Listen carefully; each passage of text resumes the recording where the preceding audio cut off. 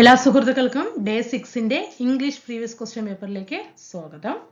2025 നമ്മൾ 2025 ലാസ്റ്റ് തുടങ്ങിയിട്ട് ഫസ്റ്റിലേക്ക് പോവുകയാണ് കേട്ടോ. അങ്ങനെയാണ് ക്വസ്റ്റ്യൻ പേപ്പർ പഠിക്കുന്നത്. 2024 എവിടെയെന്ന് ചോദിച്ചാൽ നമ്മൾ ഓൾറെഡി ഇട്ടിട്ടുണ്ട്. 2023 ഓൾറെഡി എല്ലാ ക്വസ്റ്റ്യൻ പേപ്പറും ഇട്ടിട്ടുണ്ട്. ടെക്നിക്കൽ എക്സാമിന്റെ ഇംഗ്ലീഷ് ക്വസ്റ്റ്യൻ പേപ്പർ പോലും നിങ്ങളുടെ മുന്നിലുണ്ട് കേട്ടോ. ഇപ്പം സാധാരണ PSC മാത്രമല്ല, അതിപ്പോൾ 10th ലെവൽ തന്നിട്ടുണ്ട്, +2 ലെവൽ തന്നിട്ടുണ്ട്, ഡിഗ്രി ലെവൽ തന്നിട്ടുണ്ട്. ടെക്നിക്കൽ എക്സാമിന്റെ ക്വസ്റ്റ്യൻ പേപ്പർ എല്ലാം ഇൻക്ലൂഡ് ചെയ്തിട്ടാണ് നമ്മൾ ഓരോ വർഷത്തെയും കംപ്ലീറ്റ് ചെയ്തിരിക്കുന്നത്. അപ്പോൾ ഇപ്പോൾ നമ്മൾ 2025ലേക്ക് കടന്നിരിക്കുകയാണ്. അതിന്റെ 6ാമത്തെ ക്വസ്റ്റ്യൻ പേപ്പറാണ്. എങ്കിൽ നമുക്ക് ക്ലാസ്സിലേക്ക് പോകാം കേട്ടോ. ക്ലാസ്സിലൊക്കെ ഇഷ്ടപ്പെടുകയാണെങ്കിൽ സബ്സ്ക്രൈബ് ചെയ്ത് സപ്പോർട്ട് ചെയ്യണം കേട്ടോ. നമ്മുടെ ടെലിഗ്രാം ഗ്രൂപ്പ് ഉണ്ട്, അതിന്റെ ലിങ്ക് ഡിസ്ക്രിപ്ഷൻ ബോക്സിൽ കൊടുക്കുക. അതിലൊന്ന് ജോയിൻ ചെയ്യാനായിട്ട് ശ്രമിക്കാം. പിന്നെ ക്ലാസ് എടുക്കുന്നതിൽ എന്തെങ്കിലും മാറ്റം വരുത്തണമെങ്കിൽ തീർച്ചയായിട്ടും പറയണം. എന്തെങ്കിലും വിമർശനങ്ങൾ ഉണ്ടെങ്കിലും അത് തീർച്ചയായിട്ടും പറയണം. താഴെ കമന്റ് ചെയ്യുക, ലൈക്ക് ചെയ്യുക, ഷെയർ ചെയ്യുക. ഇനി നമുക്ക് ക്വസ്റ്റ്യൻ പേപ്പറിലേക്ക് കിടക്കാം. 172/2025 ആണ് കോഡ് കേട്ടോ. ഫസ്റ്റ് ക്വസ്റ്റ്യൻ നോക്കൂ. ചെയ്ത് നോക്കണം കേട്ടോ, നിങ്ങൾ ചെയ്യാനായിട്ട് ശ്രമിക്കണം. കാരണം പറഞ്ഞു അത് അങ്ങനെ കേട്ടു, പിന്നെ അത് അവിടെ വെച്ചിട്ട് പോയിട്ട് നമ്മൾ എക്സാം ഹാളിൽ പോയിട്ട് ഇംഗ്ലീഷ് ചെയ്യാന്ന് പറഞ്ഞാൽ മാർക്ക് കിട്ടില്ല. അത് ഉറപ്പുള്ള കാര്യമാണ്. നമ്മൾ എന്ത് ചെയ്യണം? ഇടയ്ക്കിടയ്ക്ക് എടുത്തിട്ട് പ്രാക്ടീസ് ചെയ്യണം. ഓക്കെ, നമുക്ക് നോക്കാം. Either you or I dash to choose the post. Either or അല്ലേ? എത്ര ക്വസ്റ്റ്യൻ പേപ്പർ നമ്മൾ ഈ ക്വസ്റ്റ്യൻ പഠിച്ചതാണ് അല്ലേ? Either or അല്ലേ? Either or വന്നു കഴിഞ്ഞാൽ ഏത് സബ്ജക്റ്റിന് ഏതാണ് പ്രാധാന്യം കൊടുക്കേണ്ടത്? I അല്ലേ? ഐക്ക് ശേഷം ഏത് വെർബാണ്, ഓക്സിലറി വെർബാണ് യൂസ് ചെയ്യേണ്ടത്? ഏതായിരിക്കും? either you or I dash to choose the post. ഏതാണ് വരിക? am ആണ് വരിക അല്ലെ? ഉത്തരം അല്ലേ? either or ഉപയോഗിക്കുമ്പോൾ എങ്ങനെയാണ്? വെർബിനടുത്തുള്ള സബ്ജക്റ്റ് അനുസരിച്ചിട്ടാണ് എന്ത് ചെയ്യുന്നത്? വരുന്നത് അല്ലേ? വെർബിനടുത്തിട്ടുള്ള സബ്ജക്റ്റിനനുസരിച്ചിട്ട്. ഏത് സബ്ജക്റ്റ്? I ആണ് ഇവിടെ സബ്ജക്റ്റ് ആയിട്ട് വരുന്നത്. ഓക്കെ, അപ്പൊ വെർബിനടുത്തിട്ടുള്ള വെർബ് ഏതാണ്? ആമിന് തൊട്ട് മുമ്പുള്ള സബ്ജക്റ്റ് ഏതാണ്? I ആണ്. അപ്പൊ അതിന്റെ ശേഷം വരേണ്ട വെർബ് ഇവിടെ ഏതാണ്? am ആണ്. To choose. I എന്ന് പറയുമ്പോൾ തന്നെ ആരാണ്? ഒരാളല്ലേ ഉള്ളൂ. ഞാൻ എന്ന് പറയുമ്പോൾ ഒരാളല്ലേ ഉള്ളൂ, ആണ്. അപ്പൊ I am to choose the post. എങ്കിലും ഒരു എക്സാമ്പിളും കൂടി തരാം, ചെയ്ത് നോക്കണം കേട്ടോ. 81ാമത്തേന് വേറെ ഒരു എക്സാമ്പിൾ തരാം.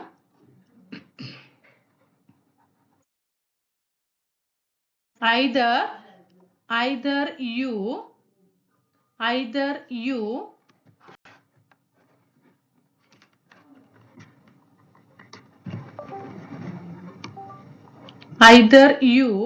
or I dash responsible. ഇവിടെ എന്താണ് വരിക? Either you or I am അല്ലേ? I am responsible. എങ്കിൽ അടുത്തൊരു ഓപ്ഷൻ ഇത് നോക്കൂ. Either he or they dash coming. നമ്മൾ പറഞ്ഞു ഡാഷിന് മുമ്പുള്ള സബ്ജക്റ്റിനനുസരിച്ചിട്ടായിരിക്കും വെർബ് വരേണ്ടത്. ഇവിടെ സബ്ജക്റ്റ് I വന്നത് കൊണ്ട് I am. ഇവിടെ they ആണ്, they our ആണ് അല്ലേ? they our ആണ്. അപ്പൊ ഇത് they our ആണ് അല്ലേ? they our ആവുമ്പോ എന്താണ് ഇവിടെ? പ്ലൂറൽ ആയിട്ടുള്ള സബ്ജക്റ്റ് ആണ്. അപ്പൊ ഏത് ഓപ്ഷൻ വരണം? ഏതായിരിക്കണം? they are അല്ലേ? ഇവിടെ കമ്മിങ് അല്ലേ? അതുകൊണ്ട് തന്നെ ഇവിടെ are വന്നു അല്ലേ? അടുത്തത് the passive form of you need not submit the document. Passive voice ആണ്. ആക്റ്റീവ് വോയിസ് ആണ് ഇവിടെ തന്നിരിക്കുന്നത്. അതിനെ പാസീവ് വോയിസിലേക്ക് മാറ്റണം. you need not submit the document. ഉത്തരം D. ഏതാണ് ആൻസർ വരിക? C ആണ് കേട്ടോ. the document ഇവിടെ എന്ത് ചെയ്യണം? the document need not be submitted. Okay, need not be submitted. അപ്പൊ ഇവിടുത്തെ റൂൾ എങ്ങനെയാണെന്ന് അറിയോ വരിക? ക്ലാസ് എടുക്കുന്ന സമയത്തായിരിക്കും. അത് സമയത്തുള്ള കോളൊന്നും വരില്ല. എപ്പോഴും ക്ലാസ് എടുക്കുന്ന സമയത്തായിരിക്കും ഫോൺ കോളുകൾ വരിക. ഓക്കെ, അപ്പോൾ ഇതെങ്ങനെ, എന്താണ് ഇതിന്റെ റൂള് വന്നിട്ട്? സിമ്പിളായിട്ട് പ്രാക്ടീസ് ചെയ്യണം കേട്ടോ. ക്വസ്റ്റ്യൻ പേപ്പർ അങ്ങനെ ഇങ്ങോട്ട് ഇപ്പം ഞാനൊരു ക്വസ്റ്റ്യൻ പേപ്പർ പഠിക്കാൻ പോകണമെന്നുള്ള രീതിയിലൊന്നും ഇരിക്കണം. ആസ് യൂഷ്വൽ ഓക്കെ, നമ്മൾ കൂളായിട്ട് ഇങ്ങനെ ഒരു ക്വസ്റ്റ്യൻ, ഇപ്പം നമ്മളെല്ലാവരും കൂടി ഇങ്ങനെ ഒരു ഗ്രൂപ്പായിട്ട് ഇരിക്കുന്ന മനസ്സിൽ വിചാരിക്കുന്ന ക്വസ്റ്റ്യൻ പേപ്പർ എടുത്ത് നോക്കണം കേട്ടോ. അങ്ങനെ ചെയ്ത് പഠിക്കണേ. അപ്പോൾ നീഡ് നോട്ട് സ്ട്രക്ചർ എങ്ങനെയാണ്? Need not plus be form plus V3 ഏതാ പാസ്റ്റ് പാർട്ടിസിപ്പിൾ ഫോം കേട്ടോ, പാസ്റ്റ് പാർട്ടിസിപ്പിൾ ഫോം ആണ് കേട്ടോ. അപ്പൊ ഇവിടെ the document need not be submitted. Past participle V3 form അല്ലേ സബ്മിറ്റഡ്. ഏതാണ് അപ്പോ V3 ഫോം പാസ്റ്റ് പാർട്ടിസിപ്പിൾ ആയതുകൊണ്ട് തന്നെ അത് എന്താണ് സബ്മിറ്റഡ്. ഓക്കെ, കഴിഞ്ഞല്ലോ അല്ലേ. Next one, they were not ashamed dash hug each other. ഇവിടെ എന്തായിരിക്കും പ്രിപ്പോസിഷൻ വരിക? ashamed എങ്ങനെയാണ്? ടു ആണ്. ഇവിടെ ഹഗ് അല്ലെ, ഒരു ക്രിയ ചെയ്തിട്ടുണ്ട് അല്ലെ, ഒരു വെർബാണ്. ഇവിടെ ഒരു എന്താണ്, ഒരു വെർബാണ്. അപ്പൊ ഈ വെർബിന് മുമ്പ് ഒരു പ്രിപ്പോസിഷൻ വരുന്നത് ഏതായിരിക്കും? ടു ആയിരിക്കും. അത് അവിടെ ശ്രദ്ധിക്കണം കേട്ടോ. ഇപ്പൊ ഒരു പ്രിപ്പോസിഷൻ ഇവിടെ ഡാഷ് വന്നു, അതിനുശേഷം ഇവിടെ ഹഗ് എന്ന ഒരു വെർബാണ് വന്നിരിക്കുന്നത് അല്ലെ. അപ്പൊ ഇവിടെ ഡാഷിന് ശേഷം ഒരു വെർബാണ് എങ്കിൽ എന്തായിരിക്കണം? ടു എന്ന ഓക്സിലറി വെർബാണ് യൂസ് ചെയ്യേണ്ടത്. അപ്പൊ എങ്കിലും ഒരു എക്സാമ്പിൾ തരാം. he is not ashamed to ടോക്കണ preposition admit his mistake. Okay, കണ്ടോ, ഇതാണ് preposition. അടുത്ത് നോക്കൂ, അതേപോലെ തന്നെ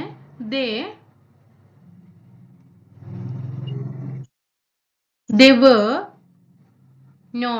were not ashamed to. കണ്ടോ, ashamed to. they were not ashamed to hug each other. ഇതാണ് കറക്റ്റ് ആയിട്ട് വരേണ്ടത്. to hug each other.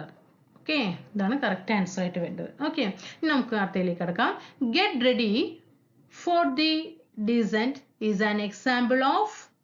get ready for the descent is an example of. ഇത് ഏത് സെന്റൻസ് ആണ്? ഒരു ഇംപറേറ്റീവ് ആണോ, ഇൻട്രോഗേറ്റീവ് ആണോ, എക്സ്ക്ലമേറ്ററി ആണോ, ഡിക്ലറേറ്റീവ് സെന്റൻസ് ആണോ?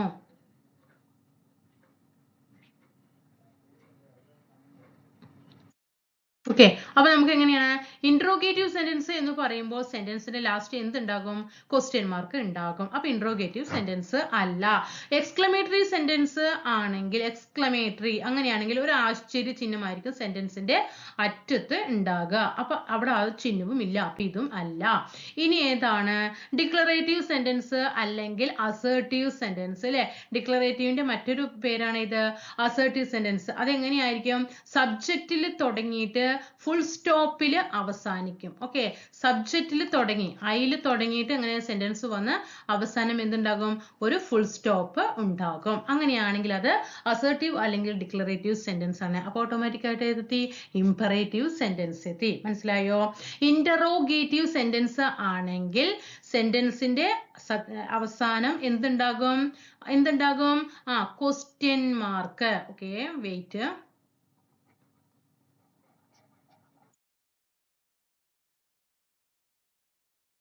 ഓക്കെ, അപ്പൊ ഇവിടെ എന്താണ്? ഇൻട്രോഗേറ്റീവ് സെന്റൻസ് ആണെങ്കിൽ അവസാനം ക്വസ്റ്റ്യൻ മാർക്ക്, എക്സ്ക്ലമേറ്ററി സെന്റൻസ് ആണെങ്കിൽ അവസാനം ഒരു എക്സ്ക്ലമേഷൻ മാർക്ക്. ഓക്കെ, ഇനി ഡിക്ലറേറ്റീവ് അല്ലെങ്കിൽ അസേർട്ടീവ് രണ്ടും ഒരേ സെന്റൻസ് തന്നെയാണ്. അങ്ങനെയാണെങ്കിൽ അത് സബ്ജക്റ്റ് തുടങ്ങിയിട്ട് അവസാനം ഫുൾ സ്റ്റോപ്പിൽ അവസാനിക്കും. അപ്പൊ ഇംപറേറ്റീവ് സെന്റൻസ് എന്ന് പറയുമ്പോൾ ആ സെന്റൻസ് വന്നിട്ട് ഏത് രൂപത്തിലുള്ള സെന്റൻസുകൾ ആയിരിക്കും? Imperative sentence. ഈ ഇംപറേറ്റീവ് സെന്റൻസിലുള്ള സെന്റൻസുകൾ എങ്ങനെയായിരിക്കും? ഒരു കമാൻഡ് അല്ലെ, ഒരു കമാൻഡ് അല്ലെങ്കിൽ ഒരു ഓർഡർ അല്ലെങ്കിൽ ഒരു റിക്വസ്റ്റ്, ഇങ്ങനെയുള്ള സെന്റൻസുകൾ ആയിരിക്കും ഇംപറേറ്റീവ് സെന്റൻസ് എന്ന് പറയുന്നത്. Get ready for the descent is an exam അല്ലെ. ഗെറ്റ് റെഡി അല്ലെ, അതെന്താണ്? ഒരു കമാൻഡ് അല്ലെങ്കിൽ ഓർഡർ അല്ലെങ്കിൽ ഒരു റിക്വസ്റ്റ്, ഈ മോഡലുള്ള സെന്റൻസുകളാണ് ഇംപറേറ്റീവ് സെന്റൻസ് എന്ന് പറയുന്നത്. അപ്പോൾ ഒരു സിറ്റ് ഡൗൺ അല്ലെ, ഒരു ഓർഡർ ആണ് അല്ലെ.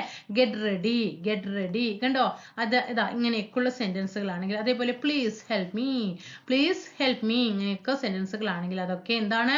ഒരു ഇംപറേറ്റീവ് സെന്റൻസ് ആണ്. Next one, she will dash the position of A manager tomorrow. She will dash the position of a manager tomorrow. ഇവിടെ ഏത് ഫ്രേസൽ വെർബാണ് യൂസ് ചെയ്യുക? ഏതാണ്? ടേക്ക് അപ്പ് ആണ് കേട്ടോ. ടേക്ക് അപ്പ് ആണ്. ഡി ആണ് ഇവിടെ കറക്റ്റ് ആയിട്ടുള്ള ആൻസർ. ടേക്ക് അപ്പ് എന്ന് പറഞ്ഞാൽ, ടേക്ക് അപ്പ് പറയുമ്പോൾ എന്താണ്? അക്സെപ്റ്റ് അല്ലേ? അക്സെപ്റ്റ് അല്ലെങ്കിൽ സ്റ്റാർട്ട് എ ജോബ്, അക്സെപ്റ്റ് അല്ലെങ്കിൽ സ്റ്റാർട്ട് എ ജോബ് ഓർ അല്ലെങ്കിൽ പൊസിഷൻ, ഇതൊക്കെയാണ് എന്ത്? ടേക്ക് അപ്പ് എന്ന് പറയുന്നത് കേട്ടോ. ഇനി ഇപ്പൊ ഇവിടെ ഏതാണ്? She will take up the position of A manager tomorrow. Okay, accept, start A job അല്ലെങ്കിൽ പൊസിഷൻ, ഇങ്ങനെയൊക്കെ വരുമ്പോൾ വരുന്ന ഫ്രേസൽ വെർബാണ് ടേക്ക് അപ്പ് എന്ന് പറയുന്നത്. ഇനി ടേക്ക് ഇൻ എന്താ? ടേക്ക് ഇൻ എന്തായിരിക്കും? അണ്ടർസ്റ്റാൻഡ് ആണ് കേട്ടോ. ടേക്ക് ഇൻ എന്താണ്? അണ്ടർസ്റ്റാൻഡ്, മനസ്സിലാക്കുക അല്ലെ? അണ്ടർസ്റ്റാൻഡ് അല്ലെങ്കിൽ ഡിസീവ് കേട്ടോ, ഇതൊക്കെ എന്തായിരിക്കും? ടേക്ക് ഇൻ ആയിരിക്കും. ഇനി ടേക്ക് ഔട്ട് എന്താണ്? ടേക്ക് ഔട്ട് റിമൂവ് ആണ് കേട്ടോ. ടേക്ക് ഔട്ട് എന്താണ്? റിമൂവ് ആണ്. ടേക്ക് ആഫ്റ്റർ എന്താ? റിസംബിൾ. ടേക്ക് ആഫ്റ്റർ എന്താണ്? Resemble. Choose the correctly spelled word. Choose the correctly spelled word. ഏതാണ് കറക്റ്റ് സ്പെല്ലിംഗ് ഉള്ളത്? ഏതാണ്? ഇവിടെ ആൻസർ സി ആണ് കേട്ടോ. MANOEUVRE. ഓക്കെ, ഇപ്പൊ ഇവിടെ ശ്രദ്ധിക്കേണ്ടത് ബ്രിട്ടീഷ് സ്പെല്ലിംഗ് ആണ്. ബ്രിട്ടീഷ് സ്പെല്ലിംഗ് ഏതാണ്? അത് വന്നിട്ട് സി ഓപ്ഷൻ ആണ് കേട്ടോ. ബ്രിട്ടീഷ് ആണെങ്കിൽ MANOEUVRE. ഓക്കെ, ഇനി അതൊരു അമേരിക്കൻ ആണെങ്കിൽ, അമേരിക്കൻ സ്പെല്ലിംഗ് ആണെങ്കിൽ MANO ഇല്ല മക്കളെ, ഇ ആണ്. EUVER കണ്ടു, തിരിച്ചു വന്നു അല്ലേ? MANEUVER അത് അമേരിക്കൻ ആണ്. ബ്രിട്ടീഷ് സ്പെല്ലിംഗ് ആണെങ്കിൽ ഫസ്റ്റത്തേത്. അടുത്തത് if I knew her address, I dash a letter to her. If I knew her address, ഇവിടെ ഈ ന്യൂ വെച്ചിട്ട് തന്നെ എടുക്കണം കേട്ടോ. സെന്റൻസ് ഇതാണ്ട് ഈ വാക്ക് വെച്ചിട്ട് തന്നെ എടുക്കാൻ കഴിയും. I dash a letter to her.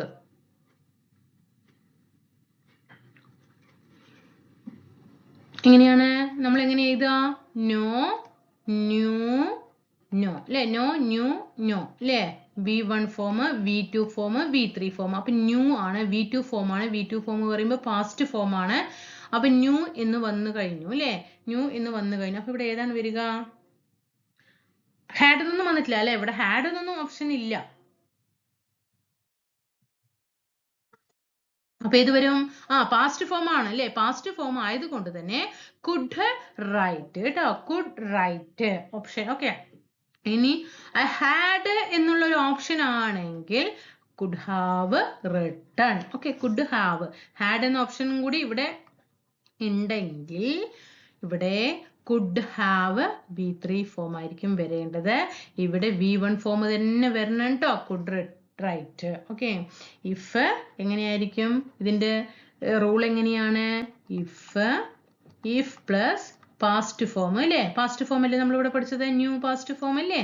If plus past വന്നു കഴിഞ്ഞാൽ, ഇഫ് പ്ലസ് പാസ്റ്റ് വന്നു കഴിഞ്ഞാൽ വുഡ് അല്ലെങ്കിൽ കുഡ് പ്ലസ് ബേസ് വെർബാണ് കേട്ടോ.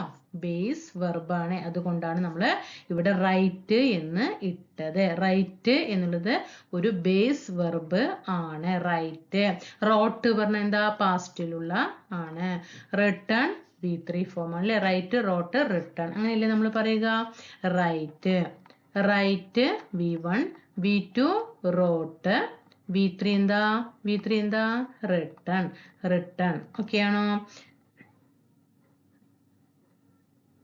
ഇനി ഇനി അത് if plus had plus past ആണ് എങ്കിൽ വുഡ് അല്ലെങ്കിൽ could plus have plus V3 form. Okay, നന്നായി ശ്രദ്ധിക്കണം. ഇത് എപ്പോഴും ഒരു ക്വസ്റ്റ്യൻ വരുന്നതാണ്. അടുത്ത സിനോണിയം ഓഫ് സക്കംബ് എന്താണ് ആൻസർ വരിക? സി ആണ് കേട്ടോ. ബോത്ത് ഏതാണ്? ഒന്നും രണ്ടും ആണ് കേട്ടോ. yield and റിലന്റ്. yieldും റിലന്റും കേട്ടോ. yield റിലന്റ് ഇതാണ് കറക്റ്റ് ആയിട്ടുള്ള yield റിലന്റ്. ഇതാണ് കറക്റ്റ് സിനോണിയം ആയിട്ട് ഏതിന്റെ വരുന്നത്? സക്കംബിന്റെ വരുന്നത്. yield പറഞ്ഞ എന്താ? yield പറഞ്ഞ yield give up അല്ലേ? yield എന്താണ്? give up. അതേ മീനിങ് തന്നെയാണ് സക്കംബ്. റിലന്റ് പറഞ്ഞ എന്താ? റിലന്റ് സ്റ്റോപ്പ് അല്ലേ? Stop resisting. ഓക്കെ. റിലന്റ് yield പഠിക്കണം കേട്ടോ. അടുത്ത എക്സാമ്പിൾക്ക് വന്നാൽ തെറ്റാൻ പാടില്ല. സക്കംബിന്റെ സിനോണിയം എന്താ? yield and relent. yield പറഞ്ഞ give up. Relent stop resisting ആണ്. ഓക്കെ. ഇനി ഇതിന്റെയൊക്കെ ഓപ്പോസിറ്റ് ആണ് കേട്ടോ. ഇതിന്റെ ഓപ്പോസിറ്റ് ആണ് ഇവര് രണ്ടാൾക്കാരും കേട്ടോ. ഓക്കെ. ഓപ്പോസിറ്റ് ആണ്. റിവോൾട്ടും കോൺക്യൂറും ഒക്കെ ഓപ്പോസിറ്റ് ആയിട്ടാണ് വരിക. സിനോണിയം ആയിട്ട് വരുന്നത് yieldും റിലന്റ്. അതിന്റെ ഓപ്പോസിറ്റ് ആണ് റിവോൾട്ടും conquer. Next one. I asked him, can you join the team today? Change the sentences into reporter speech. Reporter speechലേക്ക് ഒന്ന് ഈസി ആയിട്ടൊന്ന് മാറ്റൂ. I asked him. asked ആണ്. ഇവിടെ പാസ്റ്റ് ഫോം ആണ്. അപ്പൊ ഇവിടെ സെന്റൻസ് വരുമ്പോ ഈ ജോയിൻ എന്താണ്? ഇതൊക്കെ എന്തായിരിക്കണം? ചെയ്യൂ. ശ്രദ്ധിക്കണേ. I asked ആണ്. I asked എന്ന് പറയുമ്പോൾ തന്നെ നമുക്കറിയണം പാസ്റ്റ് ഫോം ആയിരിക്കും. ഇവിടെ പാസ്റ്റ് ഫോം അല്ലേ? asked ചോദിച്ചു. I asked him. ഞാൻ ചോദിച്ചു അല്ലേ? ഞാൻ അവനോട് ചോദിച്ചു. കഴിഞ്ഞു. പാസ്റ്റ് ആണ്. അപ്പൊ ഈ can എന്തായി മാറും? പിന്നെ V1 ഫോം ആകോ? ഇല്ല അല്ലേ? അത് പാസ്റ്റ് ആയി മാറണം. അത് എന്തായി മാറണം? could ആയിട്ട് മാറണം. അത് could ആയിട്ട് മാറണം. can എന്താകണം? could ആകണം. അപ്പൊ തന്നെ ഓപ്ഷൻ കിട്ടിയില്ലേ? can വന്നു, ഡിലീറ്റ് ചെയ്തു. can വന്നു, ഡിലീറ്റ് ചെയ്തു. ഇവിടെ can ഇല്ല, ഡിലീറ്റ് ചെയ്തു. കണ്ടോ? ഡിയിലേക്ക് ക്യാൻസൽ എത്തി. ഇങ്ങനെയാണ് നമ്മൾ ചെയ്യേണ്ടത് കേട്ടോ. ഓക്കെ. can എന്തായി? can എന്താകണം? ഇവിടെ പാസ്റ്റ് ആയതുകൊണ്ട് can could ആകണം അല്ലേ? can could ആകണം. today എന്താകണം? today എന്തായി? ഇവിടെ today that day ആകണം. today that day ആകണം. ക്വസ്റ്റ്യൻ എങ്ങനെ ചെയ്യണം? if അല്ലെങ്കിൽ whether. ഓക്കെ. ഇതാണ് ഇഫ് ക്ലോസിന്റെ മോഡൽ എന്ന് പറയുന്നത്. Next one. ഒരു എക്സാമ്പിൾ തരാം. അതിന്റെ ഒരു എക്സാമ്പിൾ ഒന്ന് ചെയ്ത് നോക്കൂ. Can you help me now? Can you help me now? Direct speech ആണ്. അതിനൊന്ന് ഇൻഡയറക്റ്റിലേക്ക് മാറ്റി റിപ്പോർട്ട് ചെയ്യൂ. ഇൻഡയറക്റ്റിലേക്ക് ആക്കിയിട്ട് റിപ്പോർട്ട് ചെയ്യൂ. Can you help me now? അവൻ ചോദിക്കുകയാണ് അല്ലേ? അവൻ ചോദിക്കുകയാണ്. He asked അല്ലേ? He asked. അവൻ ചോദിക്കുകയാണ്. Can you help me now? അല്ലേ? Can you help me? നിനക്ക് എന്നെ ഇപ്പൊ സഹായിക്കാൻ കഴിയുമോ എന്ന് ചോദിക്കുകയാണ്. ചോദിച്ചു കഴിഞ്ഞു അല്ലേ? He asked. അത് ഫസ്റ്റ് ഉണ്ട് കേട്ടോ. He asked, can you help me now? അപ്പൊ എന്താണ് ആൻസർ വരിക?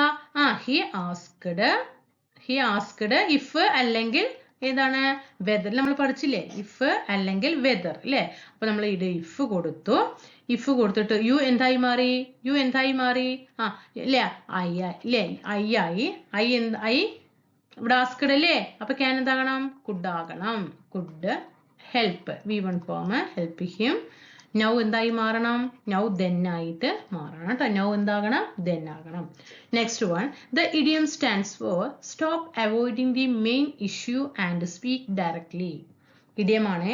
stop avoiding the main issue and speak directly. എന്താണ് ഉത്തരം? ഏതാണ് വരിക? സി ആണ്. beat around the bush അല്ലേ? എന്താണ്? പറയാതെ ചുറ്റിപ്പറ്റി സംസാരിക്കുക അല്ലെ? കാര്യങ്ങൾ പറയാതെ എന്താണ്? ചുറ്റിപ്പറ്റി സംസാരിക്കുക. beat around the bush. അതാണ്. അതിനാൽ എന്താണ്? stop beating around the bush. stop beating around the bush. എന്താണ്? നേരെ കാര്യത്തിലേക്ക് വരിക അല്ലെ? നേരെ കാര്യത്തിലേക്ക് വരിക. പറയാതെ ചുറ്റിപ്പറ്റി സംസാരിക്കാതെ നേരെ കാര്യത്തിലേക്ക് വരിക. Okay. beat around the bush. Idiom എന്താണ്? stop avoiding main issue and speak directly അല്ലേ? directly എന്താകണം? കാര്യങ്ങൾ നേരാമണം ചുറ്റില്ലേ, നമ്മൾ അങ്ങനെയല്ലേ പറയാ, ചുറ്റിപ്പറ്റി സംസാരിക്കാൻ നിൽക്കാതെ കാര്യം ഡയറക്റ്റ് ആയിട്ട് പറയുമെന്ന് നമ്മൾ പറയില്ലേ. അപ്പൊ അതാണ് ഇവിടെ അതിന്റെ ഇഡിയമായിട്ട് വന്നിരിക്കുന്നത്.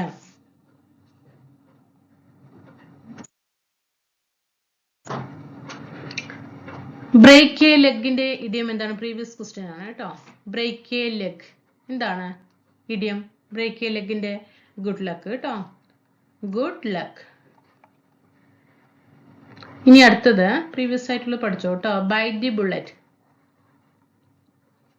ബൈറ്റ് ദി ബുള്ളറ്റ് എന്താണ് അതിന്റെ idiom? Bite the bullet. Face difficultly, face difficulty, face difficulty bravely. Okay. അടുത്തത് beat a dead horse. Beat a dead horse. Useless topic അല്ലേ, എന്താണ്? യൂസ്